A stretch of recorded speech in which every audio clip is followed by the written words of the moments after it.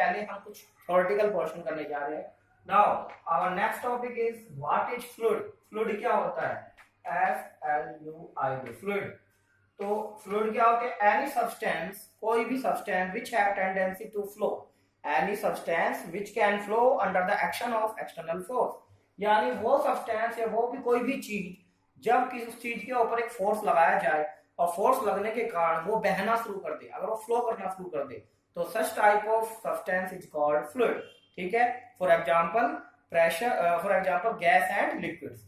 अगर आप गैस और लिक्विड्स को देखें, अगर हम गैस को देखें तो गैस को तो अगर आप ऐसे भी छोड़ देंगे यहाँ रूम में तो अपने आप ही वो मूव करने लगेगा, फ्लो करने लगेगी, है ना, एक जगह से दूसरी जगह चली जाएगी। जैसे सैंड की एक बोतल है, अगर उसे आप ओपन कर दे तो उसमें गैस तो वेपोराइज हो जाता है, वो लिक्विड गैस में कन्वर्ट हो जाता है अपने आप रूम टेम्परेचर पर, और वो एक जगह से दूसरी जगह तक चली जाती है, फ्लो करने लगती है ऊपर। ठीक है, वो बहने लगता है। तो such type of it is called substance is called fluid. और लिक्विड को देख लो, लिक्विड में हम अगर प्रेशर लगाए, जैसे मोटर है, वो लिक्विड को क्या करता है, वो प्रेशर लगाता है, उसके ऊपर फोर्स लगाता है, एक जगह से दूसरी जगह तक लेके जाता है पाइप्स के थ्रू। ठीक है, या ऊपर की तरफ लेके जाता है। ठीक है, तो सच टाइप ऑफ सब्सटेंसेस, वो सब्सटेंसेस जो प्रेशर अप्लाई करने पर या फोर्स अप्लाई करने पर फ्लो करना शुरू कर दे, बहना शुरू कर दे, they are called fluids.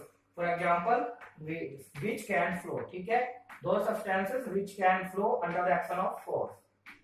Example क्या होंगे इसके? एग्जांपल होंगे ऑल लिक्विड्स एंड गैसेस। जितने भी लिक्विड्स हैं और गैसेस हैं वे सब क्या है? हमारे फ्लूइड्स।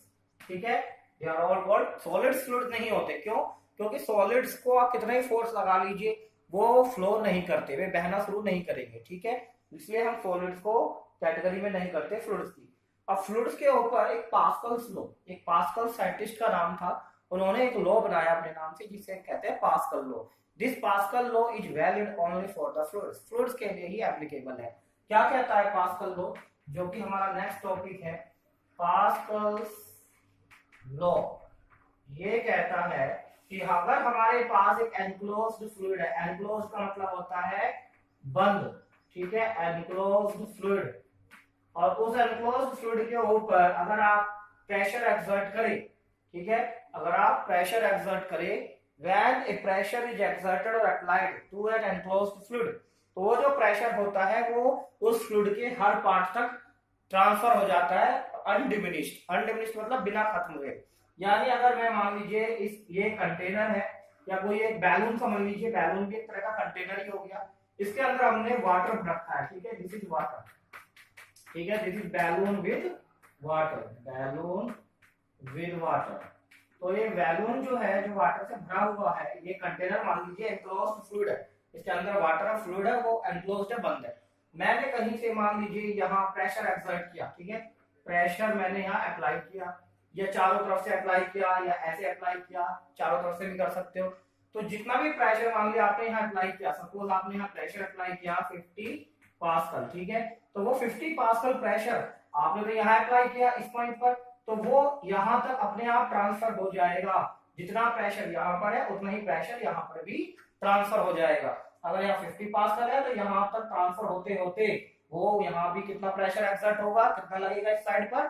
50 पास्कल। ये कहता है पास्कल लॉ। ठीक है, तो पास्कल लॉ ये कहता है कि अगर कोई एनक्लोज्ड फ्लूइड है और उसके किसी भी उस एनक्लोज्ड फ्लूइड के ऊपर कहीं भी एक प्रेशर एक्सर्ट हम कर दे, तो वो जो प्रेशर है वो इक्वली ट्रांसफर होता है to every part of the fluid. Fluid के हर पार्ट तक वो इक्वली ट्रांसफर होगा बिना खत्म हुए। जितना आपने अप्लाई किया उतना का उतना दूसरी जगह तक उसके ट्रांसफर हो जाएगा बिना खत्म हुए, यानी अनडिमिनिश्ड। ठीक है, और वो उसकी वॉल्स पे भी एक्सर्ट होगा उतना ही, जितना प्रेशर अप्लाई किया जब वो ट्रांसफर होते होते दूसरी साइड तक जाएगा तो वहां जो दीवार है, जो उसकी वॉल है, उसके ऊपर भी उतना ही प्रेशर एक्सर्ट करेगा। ठीक है, तो ये प्रेशर जो यहाँ अप्लाई किया वो यहाँ भी ट्रांसफर होगा, यहाँ भी होगा, यहाँ to every part of the fluid. जितने भी पार्ट है इस फ्लूइड के, इस बॉल के, to every part of the fluid ये ट्रांसफर होगा, ऊपर नीचे दाएं बाएं, और इसकी वॉल्स जो है उस पर भी ट्रांसफर होगा, उतना ही होगा जितना आपने अप्लाई किया। This is called Pascal's law. Understood? I think you understood it. ये पास्कल लॉ है। अब उसके बाद हम करने जा रहे हैं एक expression, pressure exerted by a liquid. Next expression क्या है? बहुत इंपॉर्टेंट एक्सप्रेशन है, आइए हम देखते हैं। ठीक है, तो वो पास है क्या? वो expression pressure exerted by a liquid column, ठीक है, pressure exerted by a liquid column or by a liquid at a point inside it, pressure exerted by a liquid at a point inside it। हमारा next topic है pressure exerted by a liquid, pressure exerted by a liquid at a point inside it, at a point inside it, ठीक है। इसके लिए हम derivation करने जा रहे हैं। कितना प्रेशर, मान लीजिए कि हमारे पास सपोज कीजिए एक कंटेनर है, ठीक है, कैसा कंटेनर, सिलेंड्रिकल रैक है, ठीक है, या कोई भी कंटेनर है, जैसे मान लीजिए कंसीडर एक कंटेनर, इसके अंदर क्या भरा हुआ है, वाटर, ये वाटर की अपर मोस्ट पार्ट है, ठीक है, this is called free surface of the water, ठीक है, यहाँ तक पानी भरा हुआ है इस कंटेनर के अंदर, ठीक है, ये क्या भरा हुआ है, कंटेनर विद वाटर, यहाँ पे वाटर है, ठीक है। अब हमें क्या करना है, हम ये पता करना चाहते हैं कि इस पॉइंट P पर, ठीक है, इस पॉइंट P पर कितना प्रेशर है वाटर का। तो अगर हम ये फाइंड करना चाहते हैं कि इस पॉइंट P पर कितना प्रेशर है वाटर का, तो उसके लिए हम क्या करेंगे, उसके लिए हम डेरिवेशन करने जा रहे हैं, ठीक है। तो उसके लिए हम क्या करेंगे, इस पॉइंट P पर प्रेशर फाइंड करने के लिए इस वाटर का कितना प्रेशर लग रहा है, यहाँ पर या यहाँ पर या बॉटम पर या यहाँ पर, वो हम फाइंड कर सकते हैं। उसके लिए हम एक डेरिवेशन करने जा रहे हैं, ठीक है। तो उसके लिए देखिए हम क्या करेंगे, हमें ये कंसीडर करना है कि इमेजिनरी, कि यहाँ पर एक सिलेंडर है, इमेजिनरी सिलेंडर, ठीक है, इमेजिनरी सिलेंडर, ठीक, और ये जो P पॉइंट जहां प्रेशर फाइंड करना चाहते हैं वो पॉइंट, यहाँ पर हमने सबसे पहले एक क्या इमेजिन किया, एक इमेजिनरी सिलेंडर, ऐसा कोई सिलेंडर नहीं रखा इसके अंदर, एक इमेजिन कर लिया। इस ये सिलेंडर किसका बना हुआ है, वाटर का फ्लूइड का, ठीक है।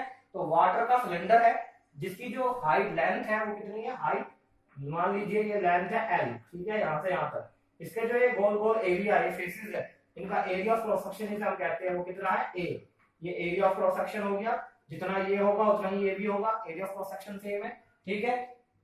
हाइट कितनी है इस वाटर की, इस सिलेंड्रिकल वाटर की, ये जो वाटर मैंने लिए, जो सिलेंडर लिया इमेजिनरी सिलेंडर, ये पूरा वाटर का बना हुआ, यहाँ पूरा वाटर है, ठीक है, this is a fluid cylinder और this is a cylinder made of water. इसकी जो लेंथ है वो L है, जिसको हम हाइट भी कह सकते हैं। इसका एरिया ऑफ क्रॉस सेक्शन जो गोल गोल फेसेस है इसके सर्कुलर, उसका एरिया A है।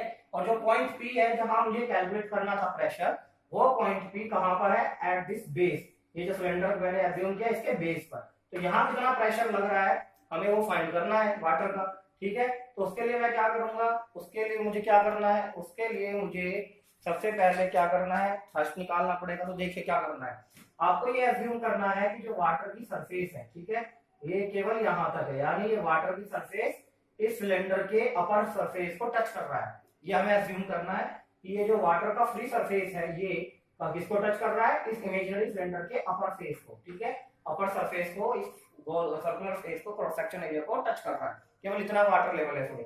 तो अब इस वाटर के द्वारा इस पॉइंट P पर कितना प्रेशर एक्सर्ट हो रहा है वो हमें फाइंड करना है। तो उसके लिए सबसे पहले देखिए क्या होता है, प्रेशर एक्सर्ट फाइंड करना है तो प्रेशर का जो फॉर्मूला होता है फोर्स अपॉन एरिया, ठीक है। तो क्या होता है, फोर्स अपॉन एरिया। तो एरिया तो इसका A है, यानी ये वाला एरिया है ना। तो ये बहुत ही स्मॉल सिलेंडर है, इतना बड़ा सिलेंडर नहीं है, ताकि ये इतना जितना स्मॉल सिलेंडर होगा उतना ही ये एरिया कम होगा, और ये एरिया और ये पॉइंट एक दूसरे के अंदर कोइंसाइड करेगा, यानी एक दूसरे के अंदर ओवरलैप करेगा, एक दूसरे के ऊपर ओवरलैप करेगा, ठीक है। तो this cylinder is very small, बहुत ही स्मॉल है, ठीक है, ताकि ये एरिया बहुत कम है, और ये एरिया जिस पॉइंट पर हमें प्रेशर कैलकुलेट करना है लिक्विड का वो एक दूसरे के ऊपर ओवरलैप कर जाए, ठीक है, इतना स्मॉल हमें अज्यूम करना है। तो प्रेशर तो इस पॉइंट P पर प्रेशर कितना होगा, प्रेशर फोर्स कितना लग रहा है यहाँ पर इस पॉइंट पर अपॉन इसका जो एरिया है, वो एरिया कितना है, दैट इज इस सरफेस का एरिया, दैट इज A, जो हमने अज्यूम किया है, ठीक है। और फोर्स कौन लगा रहा है यहाँ पे, इस पॉइंट पर कौन फोर्स लगा रहा है, इसके अंदर वाटर भरा हुआ है ना, ये वाटर ही तो है। तो ये वाटर से भरा हुआ जो सिलेंडर है जिसकी लेंथ L है, एरिया A है, वही वाटर इसके ऊपर फोर्स लगा रहा है इस सरफेस, इसकी बॉटम पर, इस पॉइंट पर, ठीक है। तो आपको सबसे पहले फोर्स निकालने के लिए वाटर का यहाँ पे वेट है, फोर्स क्या होता है, वो जो वेट है वाटर का, जितना भी ये वेट होगा सिलेंडर के अंदर, जितना भी वाटर का वेट होगा वही यहाँ फोर्स लगा रहा है ना। तो हम सबसे पहले वेट ऑफ द वाटर निकालना पड़ेगा इन द सिलेंडर, ठीक है, उसी के कारण ये फोर्स लग रहा है इस पॉइंट P पर, जो कि यहाँ पे लिखा हुआ है। तो सबसे पहले हम निकालेंगे, ठीक है, weight of water in cylinder, in imaginary cylinder, that is equals to, weight का जो फॉर्मूला होता है वो क्या होता है, mass into G, m into G, ठीक है। तो लास्ट चैप्टर में पढ़ा था उसके बुलावे तुझे यार आज मेरी गलियां, बसाऊं तेरे संग मैं अलग दुनिया, ना आए कभी दोनों में जरा भी।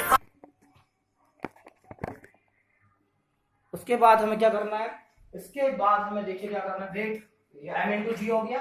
अब उसके बाद हमें मास निकालना है, ये मास ऑफ वाटर कितना है सिलेंडर के अंदर, तो मास ऑफ वाटर, मान लीजिए जो वाटर है इसकी जो डेंसिटी है वो कितनी है, rho, this is the density of water, ठीक है, डेंसिटी ऑफ वाटर, ठीक है। तो ये मास ऑफ वाटर हमें निकालना है, सबसे पहले कितना है सिलेंडर के अंदर, तो मास का जो फॉर्मूला होता है volume into density, volume into density of water, ठीक है।